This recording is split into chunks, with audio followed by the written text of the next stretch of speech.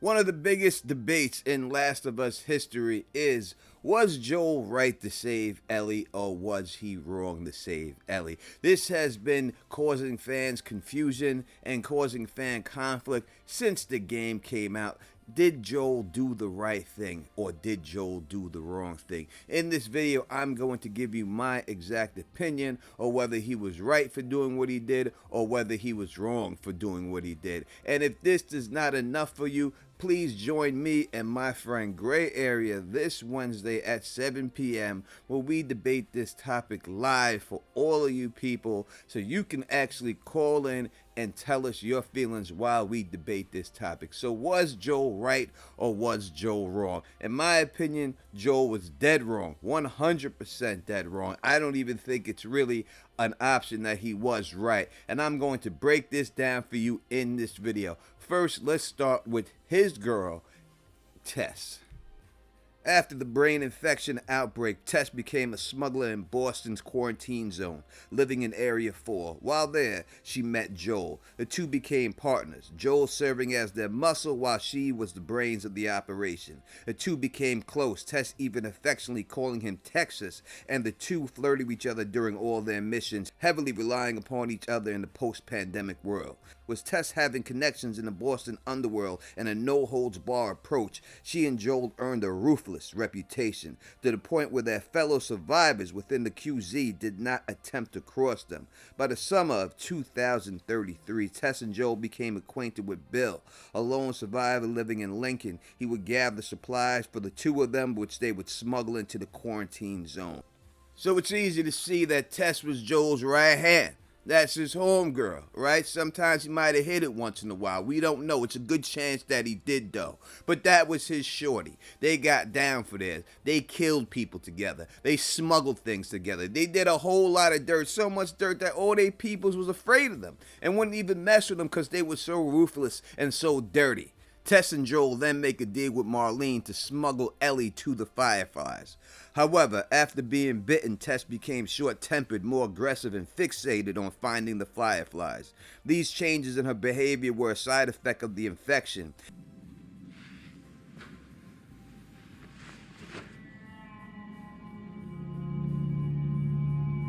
Oops. Which heightens anger. She also held the reluctance to turn into an infected and was frustrated at her impending death. As such, she desired redemption. She believed getting Ellie to the Fireflies would bring a cure to the world, latching onto it almost straight away, believing it, even though Joel didn't believe it at all. Look, Joel, this is real. Joel, she's fucking real. In Tess's mind, this would bring forgiveness for the things that she and Joel had done. Her guilt over these things came out when she told Joel that they were shitty people and they had been that way for a long time. For Tess, bringing Ellie to the Fireflies would bring peace of mind for her, and she made it her last request to Joel before she died. Never ask you for anything, not to feel the way I felt, not to, you shut the fuck up because I don't have time. And you said everything right.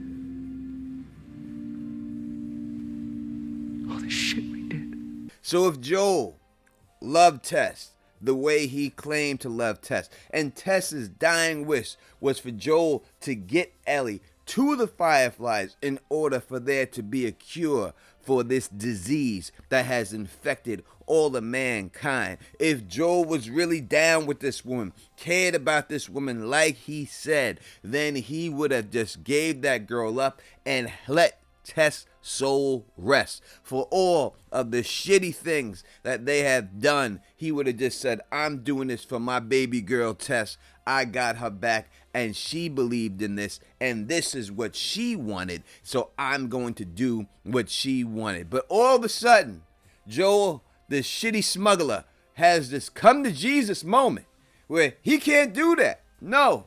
He can't just drop this girl off and let her be this experiment that could possibly save all of humanity. No. The Lord has came to this man all of a sudden, and he decides that rather than killing one person to save all of humanity, it's better to kill 14 to 17, doctors and nurses, people who would actually help other people who had other diseases in the future getting better, other children in the future from getting better.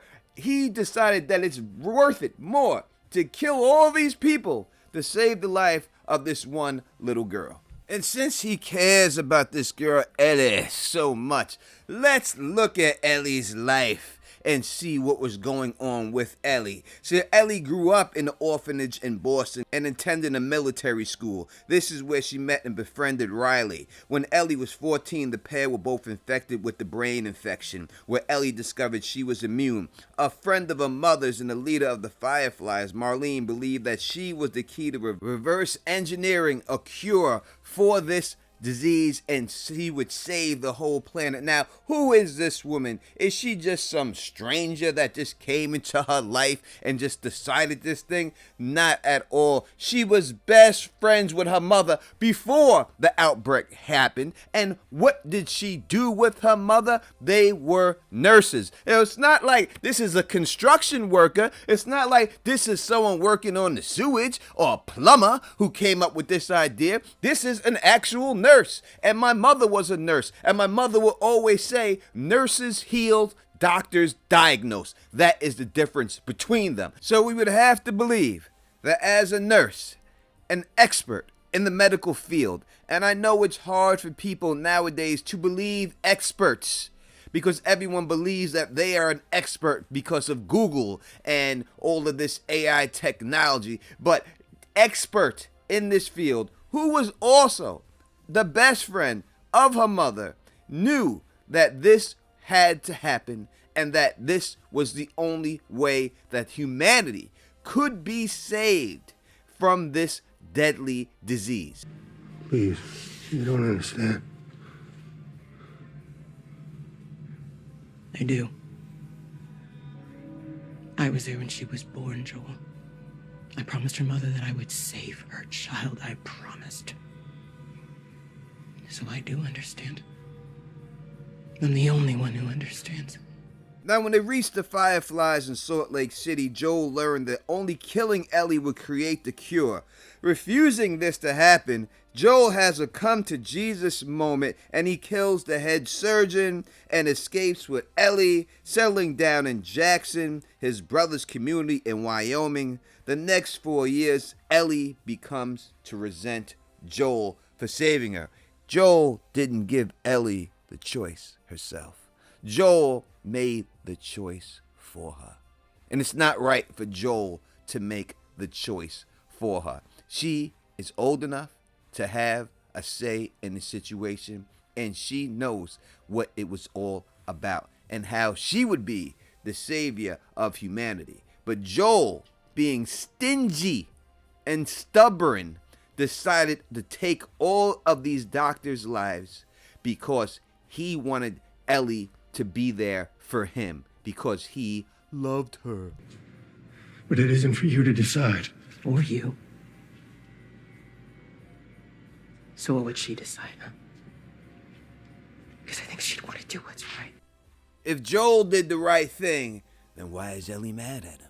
Why is Ellie all of a sudden not wanting anything to do with Joel if he did the right thing? You would think she'd be like, hey, yo, you did your thing, homeboy. You did that. Thanks for saving my life. I appreciate you. I appreciate you. And she ain't like that. She don't even want to talk to this dude. She don't want nothing to do with this dude because she knew what had to be done more than a grown-ass man. And she was willing to make the sacrifice more than some grown-ass man would be willing to make that sacrifice. So let's talk about Joel himself. You see, the problem with Joel is he's used to getting his own way. The problem with Joel is that whatever he wants, he takes. That's what he lives by. And he's killed many people going by that rule in his life. But the problem with him right now that he has to deal with is that even though he has killed many people in his life and gotten away with it, he's never had to deal with confronting the family. You see, when you kill people and you have no idea who their family members are or who cares about these people or anything like that, they just become a number to you. Who cares that I killed this person? Who cares? Because you're not confronted by that family's victim. That's why when you have a murder in our time and you go to court and someone gets convicted of murder, they allow the family to address the murderer so that that person who killed that person knows that that person they killed had people that loved them, people that depended on them, people that cared for them. And Joel has never had to face the music until now. Until now. That the person that he actually saved, the one he actually cares about the most, is telling him in his face he was wrong for doing it. The person that he supposedly cared about, Tess, he did not care about enough. Tess wanted to sponge her stuff clean. She thought it would free her soul, but Joel didn't care about that. Joel didn't care about Tess. Joel cared about Joel. And he wanted to do what made him happy. And that is why we see this scene inside of the psychiatrist's office this season, where he is once again confronted by the wife of somebody he killed. And he has to look that woman in her eyes, knowing he killed her husband. Now, whether her husband was infected or whether he had no choice to do it, but from what I understand, he didn't have to do it in a way that he did, because Joel enjoys killing.